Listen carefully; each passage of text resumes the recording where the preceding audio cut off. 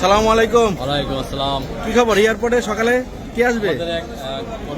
আমাদের এক বিএনপির লিডার বাইরে থেকে আসতে দীর্ঘদিন বিদেশ ছিল।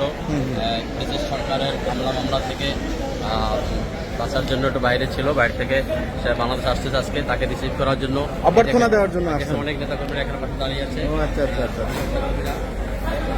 এরা সবাই আসছে। হ্যাঁ, সবাই আমরা অভ্যর্থনা দেওয়ার জন্য আসছি। এই তো, এই যে সবাই আমরা আসছি। এরা সবাই বিএনপি কর্মী।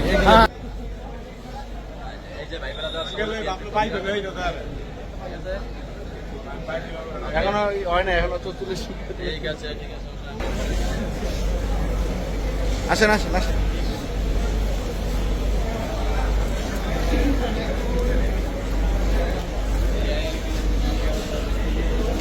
বিমান তো মনে হয় নামছে না, 1 মিনিট প্লাস হচ্ছে।